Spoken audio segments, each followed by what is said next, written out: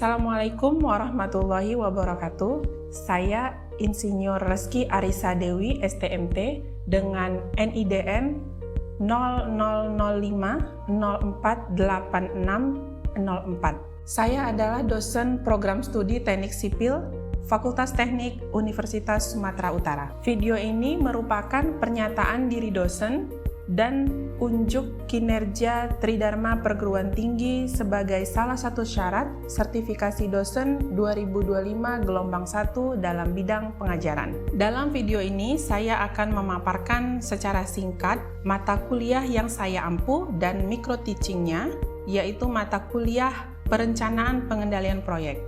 Mata kuliah Perencanaan Pengendalian Proyek ini adalah mata kuliah semester 5 ke atas dengan bobot SKS yaitu 2 SKS. Mata kuliah Perencanaan Pengendalian Proyek akan dijalankan dalam 16 kali pertemuan dengan 2 pertemuan diantaranya yaitu ujian tengah semester dan ujian akhir semester. Mata kuliah Perencanaan Pengendalian Proyek memiliki capaian pembelajaran yaitu mampu mengidentifikasi, merumuskan, menganalisis, dan menyelesaikan permasalahan kompleks keteknikan. Juga mampu menerapkan metode, keterampilan, dan piranti teknik yang modern yang diperlukan untuk praktek keteknikan. Mata kuliah Perencanaan dan Pengendalian Proyek memiliki capaian pembelajaran mata kuliah yaitu: pertama, mampu menganalisis prinsip-prinsip dasar dan aplikasi perencanaan dan pengendalian proyek. Yang kedua, mampu menyusun rencana proyek yang mencakup tujuan, lingkup, jadwal, sumber daya, dan anggaran dengan menggunakan metode yang relevan. Yang ketiga, mampu mengevaluasi proyek konstruksi, khususnya pada tahap perencanaan dan pengendalian. Yang keempat, mampu menggunakan perangkat lunak dan alat bantu seperti Gantt chart, Critical Path Method, dan program Evaluation and Review Teknik untuk membuat jadwal proyek yang efektif. Adapun penilaian dalam mata kuliah ini sebesar 50% untuk problem based learning,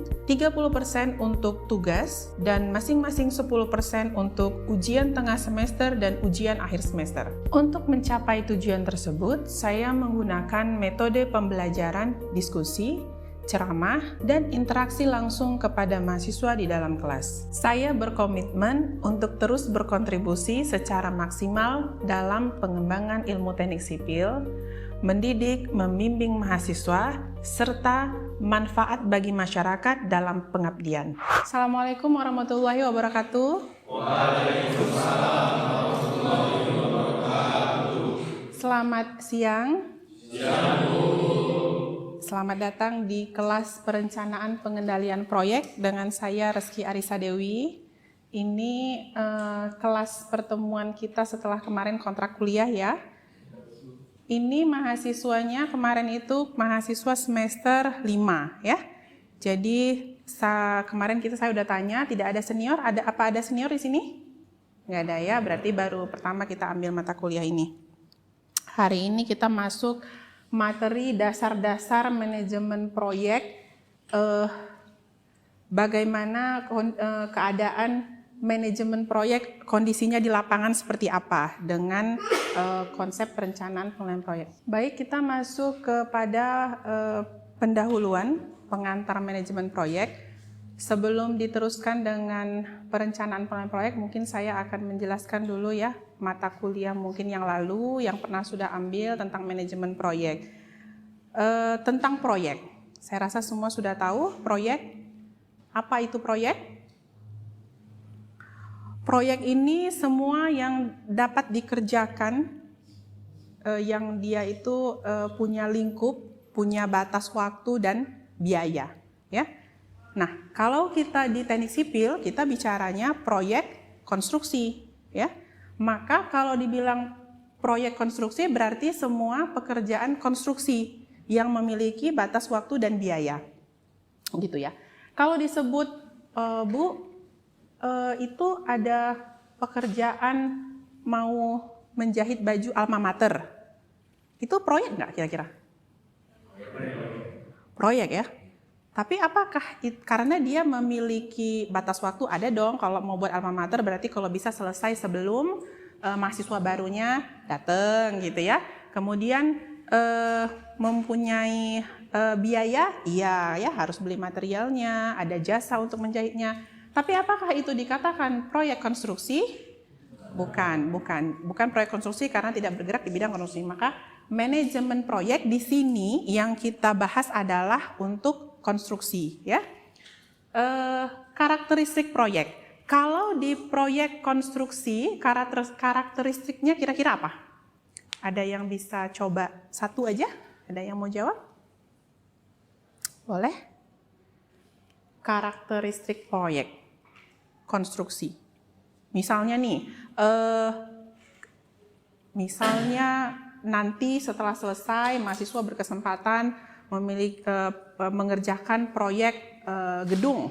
Gedung A ini akan dibangun lagi di tempat yang lain. Apakah karakteristiknya akan sama? Bisa bentuknya, ukurannya bisa sama? Bisa. Gedung A ini kita buat lagi di lokasi mungkin di lokasi mana? Kalau sekarang kita di Kota Medan, mungkin mau dibangun di Kota Banda Aceh misalnya. Bisa nggak? Bisa. Tetapi ternyata karakteristik proyek konstruksi itu ternyata dia unik. Walaupun dia bentuknya sama, dimensinya gitu ya, ukuran dan semuanya itu ternyata ada nanti perbedaan. Apa itu perbedaannya? Bisa perbedaan materialnya, karena kemungkinan jenis yang sekarang semen pada saat dibuat sekarang mungkin untuk buat beton yang zaman sekarang mungkin beda, ya kan? Kandungannya beda karena keterbatasan produksi alam misalnya. Kemudian apalagi material bisa beda, ya? Jasa, oh ya orang yang mengerjakannya ya. Kalau misalnya kita bicara dilaksanakan karena judulnya perencanaan penilaian proyek, kita bicara proyek berarti kita ranahnya ke pelaksanaan. Pihak pelaksana berbeda yang dulu dan sekarang, orangnya berbeda, udah pasti dia punya tahapan pekerjaan berbeda. Contoh, mungkin yang dulu dia mengerjakan dulu selesai dulu semuanya level 1 gitu ya, baru dia lanjut ke level 2. Zaman sekarang ada banyak ilmu teknik, tips and trick, apalagi namanya. Sehingga dia buat untuk membangun itu per zona. Ya, pernah dengar itu ada kalau kita di pelaksanaan, dia buat zona 1, zona 2, zona 3, dia bagi. Sehingga pekerjaan itu bisa belum selesai dulu lantai 1 ya, kalau pondasi mungkin selesai dulu semua. Kalau belum selesai dia lantai 1, dia bisa kena misalnya gini ya, seperti saya coba ya, coba gambarkan. Kalau ini tampak atas ya, tampak atas dari sebuah wilayah zona pembangunan lantai gitu ya. Terus dia buat ini ada zona, ada 3 zona ya, zona 1, 2, 3. Maka boleh nggak Bu kalau misalnya rampung dulu, beres dulu plat yang 1, 2, terus tidak harus menunggu ini selesai, terus kita sudah bisa memulai pekerjaan lantai berikutnya. Boleh ya, karena apa? Karena kemungkinan di sebelah sini ada yang belum selesai dan siap. Misalnya mungkin di sini ada bekisti yang belum selesai, beres gitu ya. Itu kan udah ada berbeda ya dari cara pengerjaannya, metode ya. Kalau tahu udah ada kuliah metode pelaksanaan konstruksi udah pasti beda. Kenapa? Alat-alat yang digunakan berbeda, tekniknya berbeda, tahapannya berbeda, orangnya bekerja beda, seperti itu ya. Jadi karakteristik proyek itu di konstruksi berbeda. Kira-kira bisa dipahami? Kemudian kita lanjut ke tujuan manajemen proyek.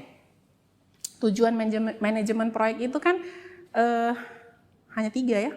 Kalau disingkat namanya gampangnya BMW. Ya, BMW itu apa? Mobil. BMW itu biaya, mutu, waktu. Itu tujuannya. Bagaimana itu tujuannya tercapai? Yang kita kelola adalah sumber daya alamnya. Sumber daya alam di dalam proyek itu apa-apa saja? Ada manusia, ada mesin, ada material, ada apa lagi? Manusia, mesin, material, ada metode, kemudian ada uang ya. Kalau sekarang katanya ditambah lagi sebuah informasi dan waktu juga merupakan sumber daya yang akan kita kelola. Itu bagian dari manajemen proyek. Ya. Oke, berikutnya ini proyek tadi sudah dijelaskan ya, proyek konstruksi ya. Ini katanya tidak berulang walaupun jenis bangunan itu sama. Maksudnya tidak berulang di sini, maksudnya ada hal-hal yang tadi ya, yang tidak sama tadi ya. Oke. Nah, ini tadi yang tadi saya bilang bahwasanya kita itu perlunya manajemen, yaitu perencanaan dan pengendalian dari penyusunan konsep sampai penyelesaian proyek. Oke, jadi kan ini nih yang mau dikelola ya, yang tadi saya bilang tadi ya, manpower, money, material, machine, method, time, informasi gitu ya. Ini yang mau kita kelola. Kita butuh ilmunya manajemen proyek ya. Manajemen proyek secara umum, lingkupnya kita udah ada yang mata kuliah yang lalu. Sekarang ini yang di ranah perencanaan pengendalian, bagaimana kita bisa merencanakan, menyelesaikan tadi si proses pelaksana itu sampai selesai dengan tujuan tadi, tepat, biaya, mutu waktu, sesuai, ya kan? Karena yang mau dikelola ini banyak dan masalah. Kenapa saya bilang masalah? Ada di situ. Kalau yang paling besar apa? Kalau dari sini rasa-rasanya yang paling besar ini masalahnya apa? Ya, biaya. Kemudian, kalau saya punya dua teratas, manpower. Dua teratas yang manpower dan biaya itu adalah rasanya yang paling sulit untuk dikelola. Kenapa? Memang manusialah yang paling sulit untuk diatur. Kok tahu? Kok tahu ya manusia yang sulit diatur? Nah, jadi apalagi bicara uang, uangnya bukan uang kita, uangnya ada batasan. Kalau kita tidak baik dalam perencanaan di dalam pelaksanaan ya. Nah, satu lagi, perencanaan di dalam pelaksanaan itu kan beda ya. Beda. Perencanaan pada saat awal desain ada. Ada ya. Kalau perencanaan di awal desain itu sebelum ranah pelaksanaan, tapi kalau yang kita bicara ini adalah di ranah setelah dia jadi sudah akan dilaksanakan, ngerti ya? Ada nggak Bu, kalau misalnya kita ternyata mau bangun, ternyata dia nggak layak? Ada. Nggak layak apa dia? Nggak layak secara lingkungan, ya kan? Nggak layak secara lingkungan, kenapa? Oh ternyata mau dibangun di tanah resapan, di hutan lindung. Nggak layak dong dia lingkungan. Nggak bisa dia ke tahap selanjutnya ke perencanaan. Setelah perencanaan tahap pelaksanaan, nggak bisa lagi lah perencanaan yang enggak gitu ya. Kemudian ada nggak misalnya banyak nggak sekarang kasus setelah di tahap perencanaan tidak bisa dilakukan ke tahap pelaksanaan. Pernah tahu nggak? Pernah tahu? Kadang-kadang itu tadi men-skip salah satu tahapan studi kelayakan sehingga menjadi masalah. Dia itu belum layak secara, saya contohkan misalnya secara sosial budaya ya. Mungkin dia belum layak secara sosial budaya. Apa itu? Bangunan yang mau dibangun itu belum berdampak dianya, ya kan? Belum berdampak kepada masyarakat, belum ada berkepentingan. Udah dibuat nih perencanaan. Ternyata pada saat mau dilaksanakan mungkin masyarakat sekitar tidak setuju, ya kemungkinan mungkin prosesnya misalnya ya namanya layak ya, kalau layak itu kan memang mau dibangun situ mungkin jalan itu akan dibuat lebar tetapi akan kepada masyarakat sekitar tuh berarti ada kerugian gitu ya, mungkin memang ada hal-hal yang belum bisa, makanya jangan skip bagian kelayakan agar perencanaan lancar, pelaksanaan juga lancar. Berikutnya adalah maintenance ya, berikutnya gitu. Nah, ini mata kuliah perencanaan pengendalian proyek ini nantinya kita itu fokusnya itu mahasiswa mampu mengevaluasi yang terjadi di lapangan di keteknikan, proyek keteknikan gitu ya. Dengan cara apa? Dengan cara mungkin pakai alat bantu namanya. Apa itu? Ada bar chart, ada CPM, nanti kita belajar CPM itu apa? Critical Path Method itu. Ya.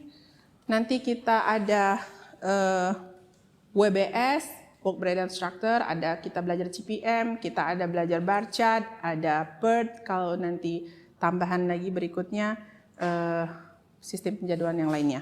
Ya. Nah, contoh adalah WBS, Work Breakdown Structure. Apa fungsinya WBS itu? Ya, WBS itu adalah bagian dari perencanaan dalam nanti pelaksanaan proyek.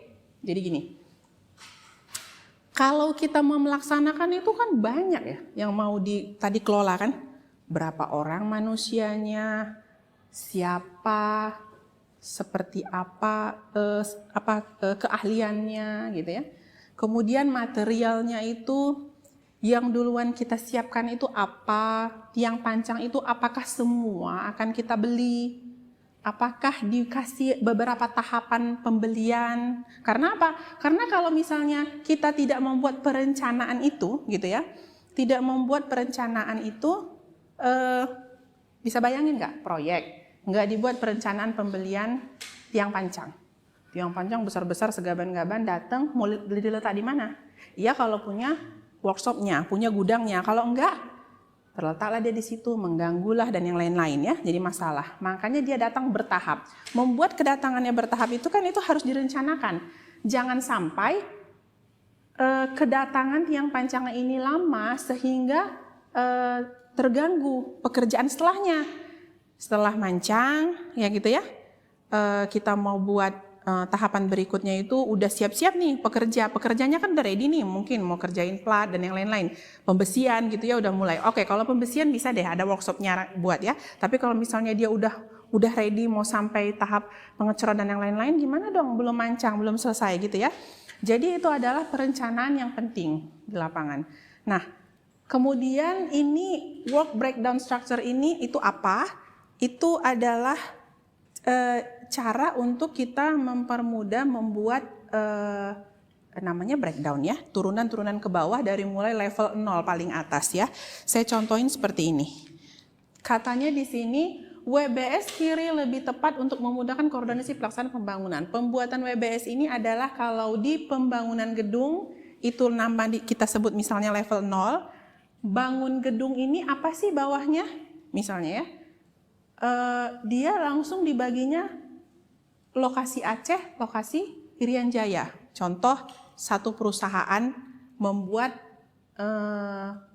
perusahaan punya 2 proyek gitu ya. Dia satu perusahaan ini kan punya 2 proyek, berarti mau dilaksanakan. Dia buat WBS-nya dari level pembagian wilayah. Maka dibuat per lokasi, kemudian kalau di Aceh itu pekerjaan apa? Pekerjaan struktur, pekerjaan arsitek, atau apalagi tambahannya. Di bawahnya, pekerjaan mechanical, electrical misalnya ya, plumbing gitu ya. Nah, di bawah pekerjaan struktur nanti apalagi misalnya, mulai dari pekerjaan struktur itu ada 2 juga. Ada pekerjaan bawah tanah, ada pekerjaan atas tanah gitu ya. Nah, kalau yang di sebelah kanan ini, dia langsung jadi WBS-nya kurang bagus gitu ya. Pembangunan gedung, pekerjaan struktur, arsitek, nanti lokasi Aceh, Irian Jaya, balik lagi. Nanti kalau arsitek balik lagi bolak-balik itu kurang rapih bagus ya. Tapi semua ini karena terbiasa. Nanti kalau udah biasa dia akan membuat yang pasti akan bisa membuatnya lebih baik lagi. Jadi kalau dia itu misalnya pembangunan gedung gitu ya.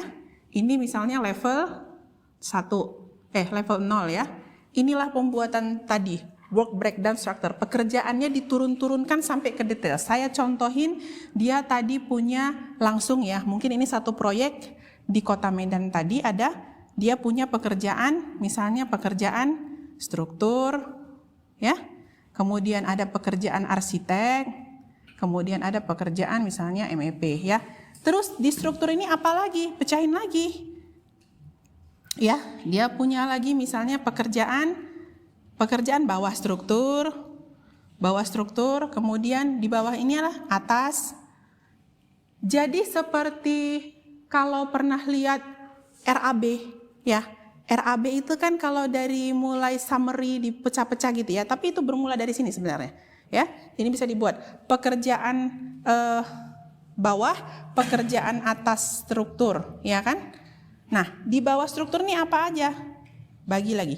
Apa gunanya dibuat seperti ini, Bu? Ya udah, pekerjakan aja pekerjanya, bilang-bilang bagi-bagi aja udah. Kamu bagian struktur ya, kamu nanti arsitek ya ini. Kenapa harus dibuatkan seperti ini? Agar kalau nanti ada terjadi masalah, kita langsung carinya dari sini. Misalnya, contohnya ada masalah apa saya bilang ya? Hari ini harusnya misalnya pekerjaan kolom gitu ya. Terus nggak bisa dijalankan si kolom ini, nggak tahu apa masalahnya. Misalnya mungkin kalau kolom itu misalnya pekerjanya mungkin ada sebagian yang tidak bisa mengerjakan, nggak datang gitu misalnya ya. Kita cari ada apa, di sana ada apa. Oh, itu pekerjaan kolom. Pekerjaan apa itu? Pekerjaan struktur. Kolom itu struktur. Karena kita bukan bicara tentang, kecuali tadi pekerjaan kolom, lapisannya, mungkin kalau pekerjaan building ya lapisannya kan banyak ya, mungkin pakai material, kayu dan yang lain-lain. Itu bukan ranahnya struktur kan? Kolom itu apa? Ini kolomnya nggak bisa dikerjakan, Pak, Bu, gitu ya. Bukan ranahnya arsitek ya. Kalau ranah arsitek mungkin untuk finishing ya. Oh, masalahnya apa? Struktur. Oh, itu pekerjaan apa? Kan kita udah tahu pekerjaan atas ya, terus nanti mana bagiannya lagi, pekerjaan apa, plat balok kolom, siapa penanggung jawabnya, langsung ketemu siapa masalahnya apa. Kenapa di situ? Oh, ini masalahnya ternyata belum dibeli materialnya. Contoh ya, ternyata menunggu. Cek. Kenapa? Karena yang mau diatur itu banyak. Bisa bayangin setiap mahasiswa mau ngatur 1 semester mata kuliah aja bingung, ya kan? Mana bukunya, mana pagi-pagi deh. Pagi-pagi mau ke kampus, mana ini, mana itu, mana tugas ya, tugas dalam 1 minggu repot. Apalagi ini mau menyelesaikan pekerjaan selama berbulan-bulan gitu ya. Jadi ini adalah salah satu cara juga untuk kita memudahkan salah satu bagian yang direncanakan agar kalau kita ada terjadi sesuatu di proyek, apa itu? Yaitu tadi kemunduran daripada biaya mutu waktu, kita ceknya langsung di rencananya apa tadi itu? Ya, rencananya apa? Lagi kita bicara pentingnya perencanaan, ya. Katanya perencanaan menjadi basis utama untuk melaksanakan, memonitor dan mengontrol proyek. Iyalah, kalau tadi kita udah punya rencana siapa aja yang tadi yang kerja, bagiannya di mana, kalau bagian kolom seluruh lantai 1 berapa biayanya, kolom lantai 2 berapa biayanya. Kalau ada masalah, kita udah bisa langsung memonitor langsung ke situ. Jadi nggak langsung apa itu masalah, itu permasalahan di lantai 2, siapa penanggung jawabnya, nggak tahu siapa-siapa. Kalau ini kan udah langsung ketahuan. A, B, C, mana orangnya? Ya ketahuan, izinkah, sudah berhentikah? Kenapa? Karena kalau project manager itu kan dia menerima hasil ya. Dia kan itu di kantor, nggak ke lapangan. Di lapangan itu urusan dari site engineer, engineer-nya gitu ya, mandor ke pekerja ya. Sehingga dia menerima hasil. Mungkin dia pada saat dia mengontrol dari perencanaan itu, ada yang dia tidak tahu ternyata pekerjanya ada yang sudah mengundurkan diri, berhenti, sakit, atau terjadi accident sehingga dia korban jiwa atau apa. Jadi berikutnya lagi kalau dari yang di sini ya mahasiswa bisa baca kira-kira mengestimasi jadwal penyelesaian pekerjaan. Itu juga bagian dari perencanaan. Kenapa? Karena kita pada saat tender kita masukin nggak kurva S? Masukin ya. Tapi itu kan di ranah perencanaan. Saya yakin mungkin tidak detail, walaupun itu sebenarnya harusnya detail ya. Tapi kalau kita mengestimasi jasa pekerjaan proyek real di lapangan, kita bisa buat lagi untuk yang proses pelaksanaan. Karena pasti akan biasanya ada perbedaan, ya kan? Nah, kita bisa di situ dengan metode, misalnya tadi ada critical path method gitu ya, kita bisa udah tahu karena tadi kita udah buat pekerjaan detail, pekerjaan ini akan kita buatkan critical path method ya, kita buat linknya Sehingga kita tahu berapa sih sebenarnya selesai ini proyek, bener nggak 6 bulan, apa ternyata bisa kita maksimalkan 5 bulan, ya kan? Dari detail itu bisa kelihatan. Itu salah satu contoh, ya.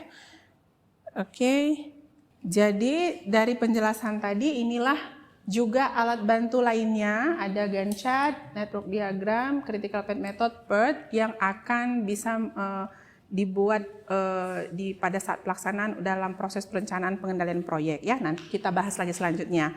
Baik, terima kasih. Materi untuk hari ini saya padatkan sampai di sini.